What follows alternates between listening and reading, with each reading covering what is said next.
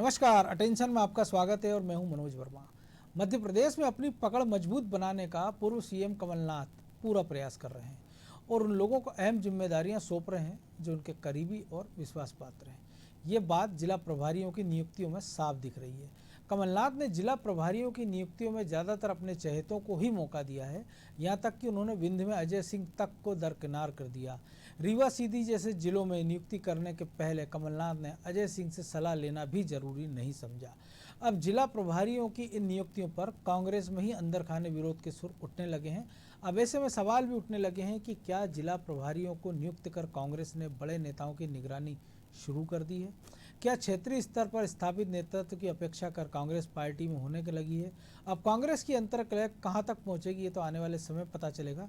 Attention में आज हम इसी पर चर्चा करेंगे, लेकिन इसके पहले देखिए हमारी एक खास रिपोर्ट।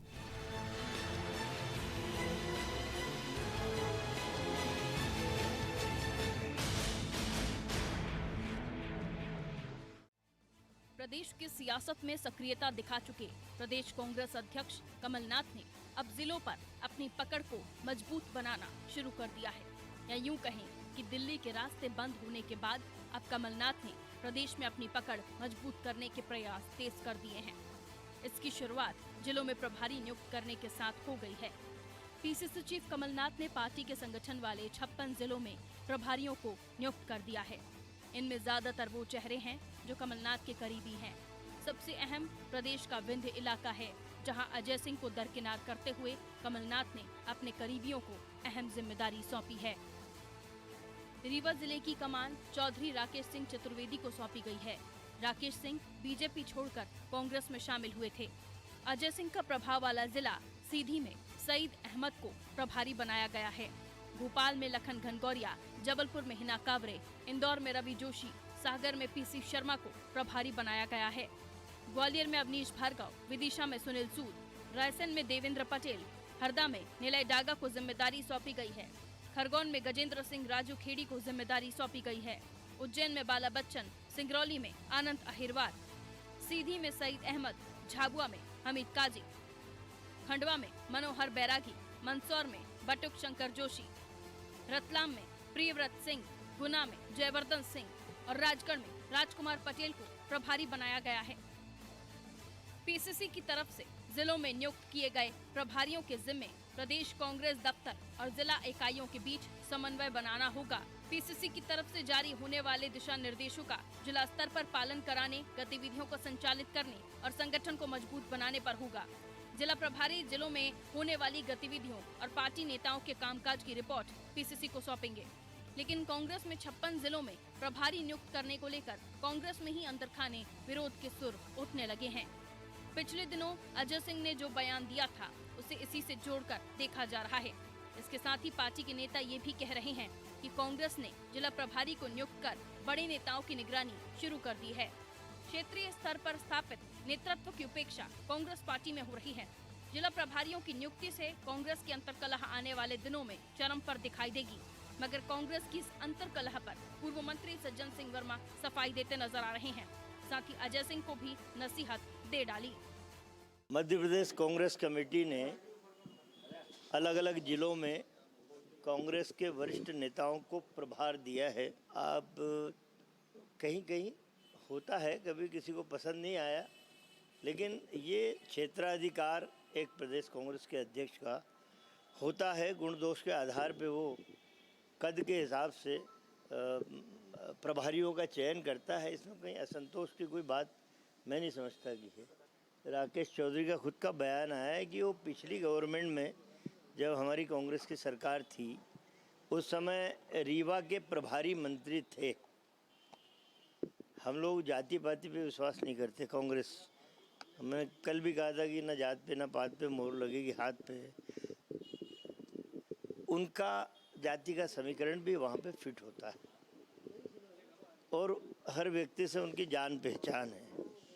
अब अजय सिंह भैया का ये कहना कि हमसे सलाह नहीं ली गई।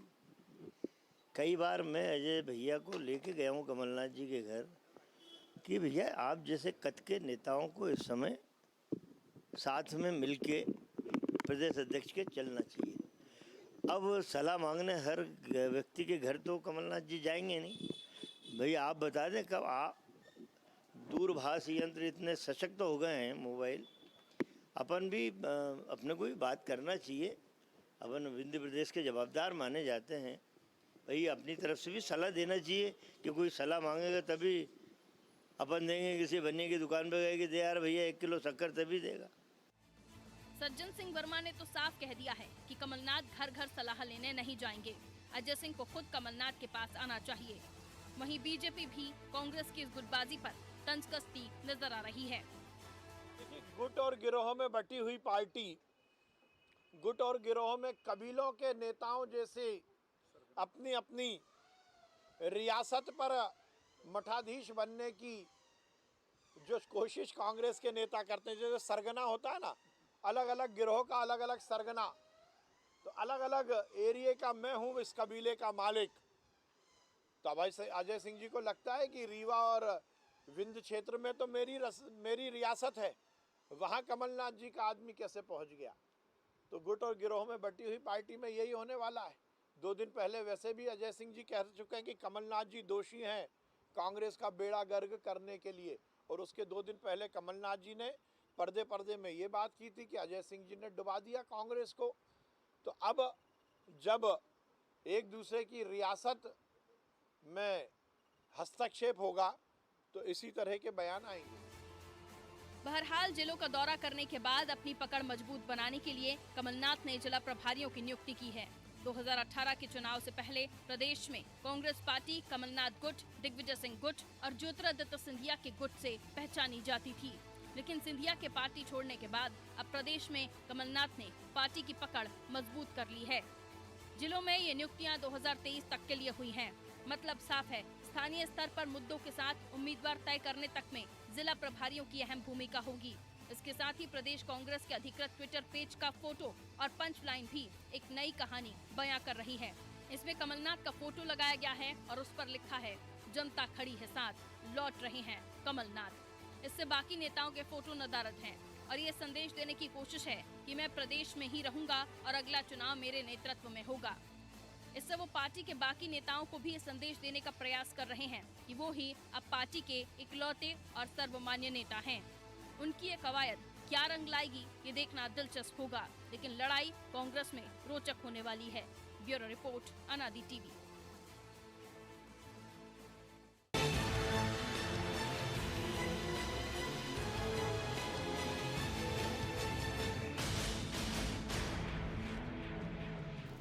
तो भारी पड़ते प्रभारियों का गणित क्या है और क्या इसके असर दिखेंगे कांग्रेस पर, इसी को समझने का प्रयास करेंगे अनादि टीवी के एडिटर इन चीफ प्रकाश भटनागर और ब्यूरो हेड ब्रजेश चौकसे के साथ। प्रकाश जी, सबसे पहले आपके पास कि सज्जन सिंह वर्मा ने कहा है कि कोई बनिए की दुकान नहीं जहाँ सलाह ले ली जाए, लेकिन जब आप एक पार्टी को बनिए की दुकान जैसा चलाने लगो कि आपकी मर्जी है जिस सामान को आप निकाल के रेक से बाहर फेंक दो, आपकी मर्जी है जिसको डिस्प्ले में रख दो, आपकी मर्जी जिसको गोदाम में रख दो, तो ऐसे भी पार्टी नहीं चलती। देखिए, कांग्रेस तो ऐसे ही चलेगी मनोज, जो कमलनाथ चाहेंगे वो होगा। कमलनाथ ही कांग्रेस के अंदर फिलहाल सब कुछ है। प्रदेश कांग्रेस अध्यक्ष भी वो हैं, नेता प्रतिपक्ष भी वो हैं। जैसी और जितनी उनकी समझ है, निश्चित तौर पे कांग्रेस उसी हिसाब से चलेगी। अब इसमें जो प्रभारी हैं, इनमें से कई सारे प्रभारी तो ऐसे हैं जिन्होंने लंबे समय से कोई चुनाव नहीं लड़ा, ना कोई चुनाव जीता है। बिल्कुल। तो अब वो लोग कांग्रेस को कितना एक्टिव कर पाएंगे, कितना भला कर पाएंगे, कितने उत्साह से काम करेंगे, ये भी एक मतलब बड़ा सवाल है। अब बटुक शंकर जोशी, आनंद अहिरवार जो 1984 में चुनाव जीते थे, उसके बाद से आज तक कभी कोई चुनाव उज्जैन जीते नहीं, है ना। मनोहर बैरागी लंबे समय से कहीं किसी पॉलिटिक्स में दिख भी नहीं रहे हैं वो। अवनीश भार्गव, सुनील सूद, ठीक है। तो अब आप इससे अंदाज लगाइए कि आखिरकार कांग्रेस का क्या होगा। खैर, विंध्य के अंदर राकेश चौधरी तो अजय सिंह का विरोध इसलिए स्वाभाविक है कि उनके नेता प्रतिपक्ष रहते हुए, सदन में अविश्वास प्रस्ताव पेश करते हुए, उपनेता रहते हुए चौधरी राकेश सिंह ने जो है कांग्रेस छोड़ के भारतीय जनता पार्टी ज्वाइन कर ली, अपने नेता में अविश्वास जता दिया था। हाँ, तो अब आप इससे अंदाज लगाओ कि आप शिवराज पे अविश्वास जताने गए थे और उन्होंने अजय सिंह पे अविश्वास व्यक्त कर दिया था। तो वो तो अजय सिंह कभी भूल नहीं सकते हैं निश्चित तौर पे। और दूसरी बात, चूंकि चौधरी राकेश सिंह ब्राह्मण है और रीवा ब्राह्मण बहुल है, ब्राह्मण राजनीति वहाँ पे इम्पैक्ट रखती है। बिल्कुल। तो अब वो भी, उसको भी नकारना मुश्किल है। लेकिन सज्जन सिंह वर्मा जो कह रहे हैं, तो अब कांग्रेस की परंपरा है कि मतलब प्रदेश कांग्रेस अध्यक्ष अजय सिंह से बात करें ना करें, मिलने जाएं ना जाएं, अजय सिंह उनसे मिलने जाएं ना जाएं। अजय सिंह ने भी बड़ा वैसा कमेंट्स किया है कि मतलब मुझे नहीं पता है कि रीवा में किसी की नियुक्ति क्यों की गई है, ये अध्यक्ष जी बताएंगे, क्योंकि मेरे से सलाह नहीं ली है। तो उनका भी बहुत सधा हुआ जवाब था। तो मुझे लगता है कि कांग्रेस तो कुल मिला के जैसी स्थिति में थी, लगभग वैसी स्थिति में अभी भी है। सारी गुटबाजी, तमाम गुटबाजी, अब कमलनाथ के बाद तो बहुत सारे लोग नहीं थे कि सारे 56 जिलों में, उनके तो कुछ गिने चुने समर्थक है सालों से। हम उनमें सज्जन सिंह वर्मा, बाला बच्चन, अरुणोदय चौबे, लक्ष्मण ढोली, ऐसे कुछ तो भी नाम गिन सकते हैं। तो गिनती के 15-20, तरुण भानों, संजय यादव, बिल्कुल वो आप गिन सकते हैं। तो आप निश्चित तौर पे उन्हें बाकी लोगों से, चूँकि मध्य प्रदेश तो बड़ा है, तो कई सारे पुराने निकाल के और काम चलाना पड़ रहा है। तो मुझे लगता है कि ये कांग्रेस के अंदर इस सारे घटनाक्रम से, इस एपिसोड से कोई बहुत उत्साह आ जाएगा।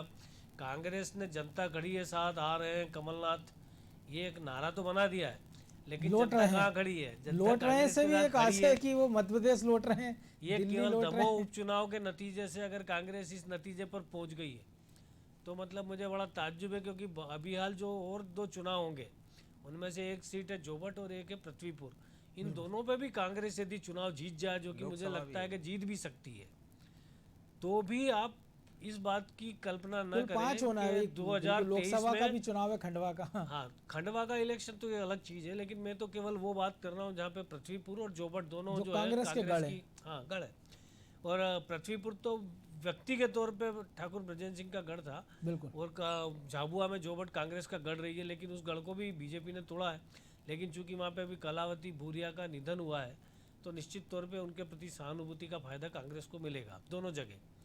तो उस हिसाब से ये 2 सीट भी अगर जीत जाए, तो भी आप ये मतलब अंदाज मत लगाइए कि 2023 के चुनाव के लिए कांग्रेस बीजेपी के मुकाबले आ खड़ी हुई है। उसका ये नतीजा भी यदि कांग्रेस निकालेगी तो धोखा खाएगी। तो ऐसा नहीं लग रहा, जैसा हम अभी देख रहे हैं कि अनलॉक जब शुरू हुआ लॉकडाउन के बाद, तो पुराना जो सामान है उसको झाड़ पहुँच के जो है सबसे पहले उसको डिस्प्ले में रख दें कि पहले इस दुकान से इसको बेच दिया जाए। तो जो आप जिक्र कर रहे थे कि एक सामान जब ढूंढा अपने गोदाम में तो 84 का निकल गया, कोई 80 का निकल गया, कोई 90 का निकल गया, फ्रेश माल काउंटर पर आ नहीं रहा है। तो ऐसे में लग रहा है ग्राहक आएंगे, यानी वोटर आएगा उस दुकान पर। देखिए, नया प्रोडक्शन नहीं है ना, पूरे कांग्रेस में ऊपर से लेकर नीचे तक सब वही चेहरे हैं, वही लोग हैं, नया प्रोडक्शन है ही नहीं, नया उत्पादन आपने किया नहीं, नए कार्यकर्ता आपने गढ़े नहीं, पुराना है। तो कुल मिला के, या फिर जो नए कार्यकर्ता हैं वो है आपके परिवार के ही। तो कुल मिला के कांग्रेस में जो संघर्षशील चरित्र जो विपक्ष के अंदर चाहिए, उसका बहुत अभाव है, और वो तब तक नहीं आ सकता जब तक कि वो लोग जिन्हें संघर्ष करने का अनुभव है। अब ये जितने भी सारे नेता हैं सब सत्ता में रहे और उन्हें हमेशा सत्ता का मज़ा लिया है, तो अब ये लंबा समय अंतराल हो गया, 15 साल एक तो वो पीरियड हो गया, फिर 1.5 साल का बीच के बाद में फिर आप 3 साल 3.5 साल के लिए विपक्ष में आ गए। तो अब उस विपक्ष को पचाना कांग्रेस के लिए बहुत कठिन हो रहा है, और वो उस तौर तरीकों में सध नहीं पा रही। बिल्कुल ब्रजेश जी, कद की बात कही सज्जन सिंह वर्मा ने, तो निश्चित तौर पर जो उन्होंने दलील दी है रीवा के लिए, और एक चीज़ और कही है कि अब अजय सिंह से वो सलाह लेने तो जाते नहीं हैं, और दूसरा वो ये भी बता रहे हैं कि अजय सिंह को वो कई बार मिलवाने लेगा। तो एक ऐसी पार्टी जिसके आप 3 साल से अध्यक्ष हो, मई में आपको 2018 बन गए थे, 15 महीने मुख्यमंत्री रह ली, और कुल मिला के 15 महीने अलग से आपको प्रदेश अध्यक्ष। इसके बाद अगर अजय सिंह इतने बड़े कद के नेता सज्जन सिंह वर्मा के हिसाब से भी अगर मान लिया जाए, तो अगर उनको कमलनाथ से मिलने के लिए सज्जन सिंह जैसे वर्मा जैसे मीडिएटर की ज़रूरत पड़े, तो इस पार्टी की दशा दिशा। और दूसरा जो वो कह रहे थे चौधरी राकेश सिंह चतुर्वेदी का, तो वो 2003 में जब मुख्यमंत्री थे दिग्विजय सिंह, तब वो मंत्री थे, और तब वो कह रहे हैं कि जब प्रभारी थे। तो खुद कमलनाथ जब 40 दशक की राजनीति में छिंदवाड़ा के बाहर संपर्क नहीं रख पाए ज़्यादा, तो ऐसे में लग रहा है कि चौधरी राकेश सिंह चतुर्वेदी भिंड के अलावा वहाँ रीवा में उनका इतना संपर्क होगा अगर ब्राह्मणवाद उनको छोड़ दिया जाए तो। देखिए मनोज, जिस तरह से मैंने कहा कि पहले भी भटनागर जी ने कहा कि चौधरी राकेश सिंह को क्यों भेजा गया, सज्जन सिंह वर्मा की जो बयान आया है उसी पर बात करें हम, तो वो पहले कह रहे हैं कि हम दोनों नेताओं को, अजय सिंह को ले गए कमलनाथ के पास, उनको मिलवाया, कि आप दोनों बड़े नेताओं में ये विवाद शोभा नहीं देता। भले ही उनने विवाद के आप दोनों में मतलब गुटबाजी पर वो इशारा कर रहे हैं साफ तौर पर, भले ही वो ये कह रहे हो कि गुटबाजी नहीं है हमारे यहाँ। कमलनाथ जी के पास मैं खुद लेके गया था और उसी में कहते हैं कि देखिए मैंने उन दोनों से कहा कि दोनों बड़े नेताओं में मतभेद ठीक नहीं होते। दूसरी बात चौधरी राकेश सिंह की, उन्होंने कहा कि हमारे यहाँ कांग्रेस में जात पात नहीं होती, सब कांग्रेसी हैं। लेकिन फिर वो कहते हैं कि हमने चौधरी राकेश सिंह को प्रभारी इसलिए वहाँ बनाया है ताकि वहाँ ब्राह्मण फैक्टर एक काम करता है। तो दोनों बातें वो कह रहे हैं, वो दोनों बात का खंडन कर रहे हैं। तो इस तरह से देखिए आप, और सईद अहमद को वहाँ बनाया, तो उस पर एक किस्सा छोटा सा सुनाना चाहूँगा मैं। 1993 का मामला है। गुलशेर अहमद के पुत्र हैं सईद अहमद। गुलशेर अहमद, बैरिस्टर गुलशेर अहमद, हाँ बैरिस्टर गुलशेर अहमद जो नरसिम्हा राव के करीबी थे, उनको हिमाचल का राज्यपाल बना दिया था और अर्जुन सिंह नहीं चाहते थे कि उनको राज्यपाल बनाया जाए। सईद अहमद को वो सतना से टिकट दिला देते हैं और जब वहाँ पे प्रचार करने के लिए सतना जाते हैं अर्जुन सिंह, तो मैहर में जब गुलशेर अहमद को लगता है कि बेटे की जीत संकट में है तो अर्जुन सिंह से प्रचार करा लें, तो वो जाते हैं और वहाँ उनकी मुलाकात हो जाती है। अर्जुन सिंह उतरते हैं गाड़ी से और नमस्ते करते हैं उनको, और इसके बाद ये तस्वीर अखबारों में छपती है। TN सेशन रहते हैं चुनाव आयुक्त, वो चुनाव रद्द कर देते हैं और राज्यपाल की कुर्सी भी चली जाती गुलशेर अहमद की और चुनाव भी रद्द हो जाता वहाँ का। और इसके बाद दिग्विजय सिंह की सरकार बनती है। बिल्कुल 2 महीने बाद चुनाव होते हैं मनोज जी कांग्रेस की सरकार में, और सईद अहमद हार जाते हैं।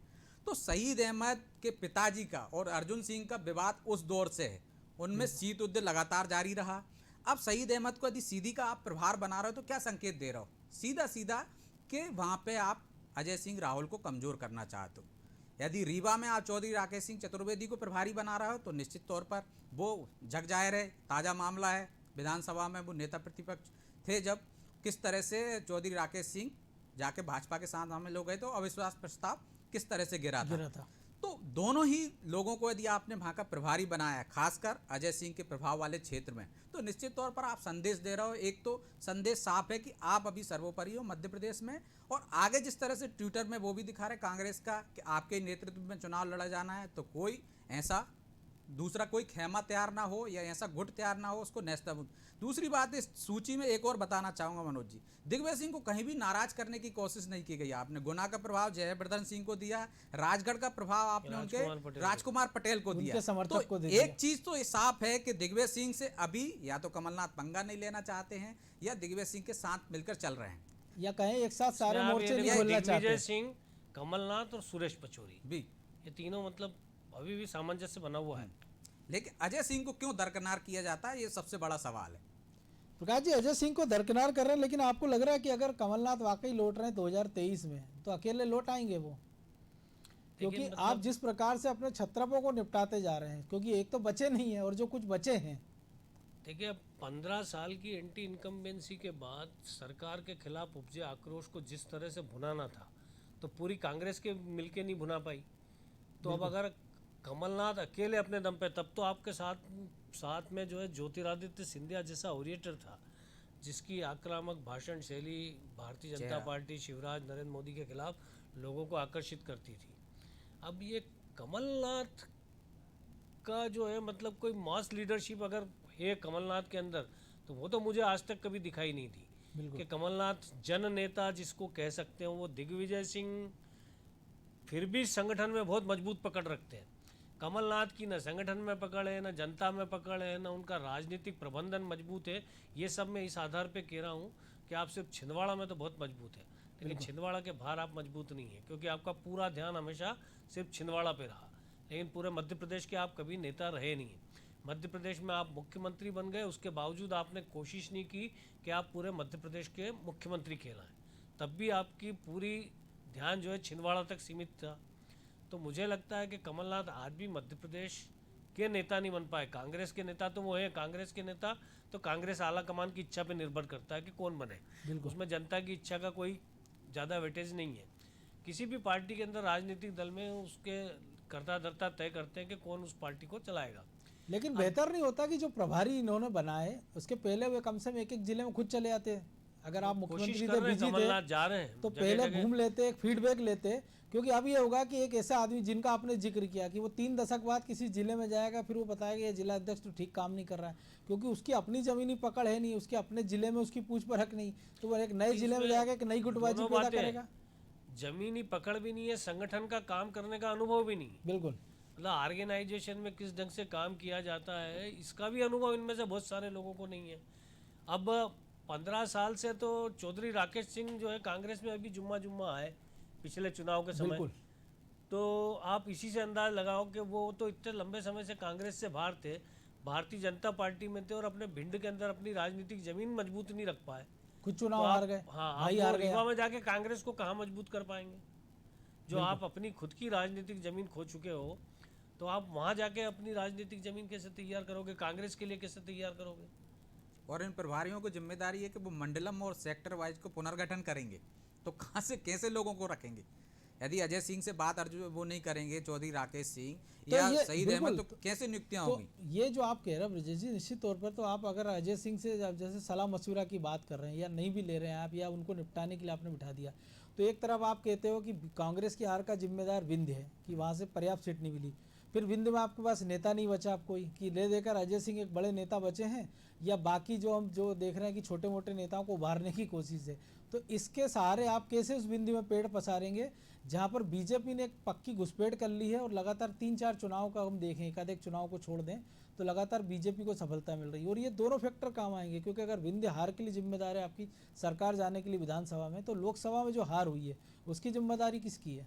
देखिए मनोज जी, जिम्मेदारी यदि आप कहो कांग्रेस की हम बात करें तो हमेशा क्षेत्रीय छत्रपों के ही भरोसे रही है कांग्रेस, उनसे इतर कांग्रेस कुछ नहीं कर सकती। क्योंकि यदि आप बिंद में अजय सिंह को दरकिनार कर दोगे तो आपको कार्यकर्ता भी ढूंढे नहीं मिलेंगे, नेता भी नहीं मिलेंगे। आप ऐसे लोगों पे दाव लगाओगे जो पिछले 15 साल से या हम कहें कि 2-3 दशक से, जहाँ जो अर्जुन सिंह या राहुल अजय सिंह के नेतृत्व में ना पनपे हों, तो आप किसको लाओगे? तो संगठन को यदि आपको मजबूत करना है, खासकर कांग्रेस को, तो क्षेत्रीय छत्रपों के भरोसे ही करना पड़ेगा, जो उनकी चली आ रही, जो परंपरा चली आ रही है। यदि उनको आज दरकिनार करोगे तो आपको नुकसान उठाना पड़ेगा। फिर आप किसके भरोसे, किस पे कहोगे कि किसी वजह से हार गए? इससे बेहतर होता कि आप ग्वालियर चंबल में बेहतर कर सकते थे, वहाँ आपके पास एक वैकेंसी है, लेकिन आपने वहाँ अवनीश भार्गव को भेजा है, किसके कहने पर? प्रवीण पाठक के कहने पर। जबकि आप वहाँ चाहते तो ज़्यादा बेहतर नेता, उपयुक्त नेता को प्रभारी बना सकते थे, जो एक आपका खाली स्थान है उसको भर सकता था और संगठन को मजबूत कर सकता था। गोविंद सिंह पड़ोस में यहाँ पे भी एक महत्वपूर्ण बात है कि अगर आप विंध्य के अंदर बात करें तो अजय सिंह से बड़ा और कोई नेता है नहीं कांग्रेस के पास। लेकिन वहाँ पर कमलेश्वर पटेल ने लगातार दिल्ली में अपनी पकड़ मजबूत की, और दिल्ली में पकड़ मजबूत करने के बाद वो अजय सिंह के विरोध के बावजूद वहाँ पर लगातार विधायक का चुनाव जीते हैं 2 बार। और उनके पिताजी जो कि अर्जुन सिंह के खास समर्थक थे, इंद्रजीत पटेल, उन्हीं की छत्र छाया में आगे उन्हीं की बढ़े। छत्र छाया में फले फूले। और लेकिन कमलेश्वर पटेल ने अपनी राजनीतिक लाइन दिल्ली से तय कर ली। तो दिल्ली में तो कमलेश्वर पटेल मजबूत है, अपनी कॉन्स्टिट्यूंसी भी मजबूत है, लेकिन आप उन्हें विंध्य का नेता नहीं कह सकते। पूरे विंध्य के अंदर कमलेश्वर पटेल को आप नेता नहीं कह सकते। हालांकि जातिगत समीकरणों में देखें तो वो कुर्मियों के नेता बन सकते थे, बिल्कुल।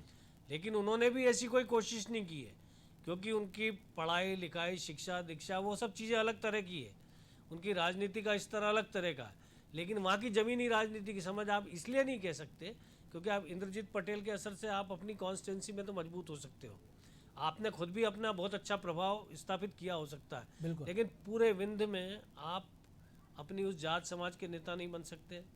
पूरे विंध्य के अंदर आप जो है सार्वजनिक तौर पे जिसे कहना चाहिए कि सबके कांग्रेस के सर्वमान्य नेता नहीं बन सकते। बिल्कुल। तो वो अभी भी वहाँ पे अजय सिंह है। तो अजय सिंह के साथ भी राहुल जुड़ा है, तो इस कारण तो अजय सिंह के साथ राहुल जुड़ा है, लेकिन तो इसलिए कमलनाथ कहीं ऐसा तो नहीं, एक वो राहुल की भी नहीं सुनते हैं और दूसरे राहुल को जो प्रदेश में बचा उसको निपटाने के हो लगे। सकता है राहुल और कमलनाथ का कुछ बेर हो आपस में, ये किसी ज्योतिष से पूछना पड़ेगा। तो क्या आप माने कि अजय सिंह के लिए रास्ता बंद है या कोई नहीं रहा है प्रकाश जी? नहीं, देखिए राजनीति में बहुत मुश्किल है कहना कि कांग्रेस की राजनीति में तो बहुत मुश्किल है, क्योंकि ऐसा तो अजय सिंह के लिए हम बहुत लंबे समय से देख रहे हैं कि जब भी उनके नेता प्रतिपक्ष बनने का मामला आया तो उन्हें बहुत लंबे समय तक इंतजार करना पड़ा। बिल्कुल। दोनों बार ऐसी स्थितियां बनी उनके साथ में, लेकिन दोनों ही बार उनको आखिरकार कांग्रेस आला कमान ने महत्व दिया। तो मुझे लगता है कि वो एक अलग स्थिति है कि किस दिन राजनीति में कौन सा पासा कैसा पड़ जाए, क्योंकि आखिरकार अर्जुन सिंह के सुपुत्र हैं अजय सिंह भी। बिल्कुल। तो निश्चित तौर पर दिल्ली में सभी लोगों से उनका परिचय है, उठना बैठना है, कांग्रेस की जो लीडरशिप है वो उन्हें बेहतर तरीके से जानती है। तो मुझे नहीं लगता कि आप एकदम हाशिए पे हैं तो वो जब तक राजनीति में किस्मत का भी बहुत बड़ा योगदान होता है। तो किस्मत ऐसी भी होती है कि आपको 15 महीने मुख्यमंत्री का पद दे सकती है, आपकी एक बार इच्छा पूरी कर सकती है, 15 महीने बाद बेघर भी कर सकती है। एक 13 साल मुख्यमंत्री रहने के बाद मात्र 15 महीने के लिए हटते हैं और फिर से मुख्यमंत्री बन जाते हैं। बिल्कुल। तो राजनीति में तो आप कुछ नहीं कह सकते। और मनोज, यदि देखो अजय सिंह यदि पिछला चुनाव जीत जाते तो वो एक सशक्त दावेदार भी थे। यदि सिंधिया और कमलनाथ के बीच यदि विवाद होता तो तीसरा कौन था विकल्प के रूप में? निश्चित तौर पर यदि कह सिंधिया सकते हैं- सहमत होते तो अजय सिंह पे होते, तो क्योंकि कह- अर्जुन सिंह जी। के साथ उनके पिता भी गए थे। बिल्कुल, तो कह सकते हैं वो जो ट्विटर पेज पे उन्होंने एक पंच लाइन लिखी कमलनाथ ने कि जनता खड़ी है साथ, लौट रहे हैं कमलनाथ, तो ऐसे अजय सिंह भी लौट सकते हैं, दिग्विजय सिंह भी लौट सकते हैं। इसके लिए थोड़ा इंतजार करेंगे। बहरहाल आप दोनों का बहुत बहुत शुक्रिया। तो निश्चित तौर पर जो कुछ कांग्रेस में मचा हुआ है, एक तरह से कह सकते हैं एक बड़ा घमासान मचा हुआ है, और एक ऐसे दौर में, कोरोना काल के इस दौर में जब हम कह रहे हैं कि मास्क पहनिए, सोशल डिस्टेंसिंग रखिए और लगातार हाथ धोए रखिए, लेकिन ये सोशल डिस्टेंसिंग नेताओं को भारी पड़ सकती है। और जिस प्रकार की सोशल डिस्टेंसिंग कमलनाथ अपने नेताओं से बनाए हुए हैं, उससे हो सकता है कि वो अपने कई सारे नेताओं से, कई सारे ऐसे चेहरों से हाथ धो बैठें जो भविष्य में उनके लिए परेशानी का सबब बन सकते हैं। अटेंशन में आज इतना ही, मुझे दीजिए इजाज़त और आप देखते रहिए अनादि टीवी। नमस्कार।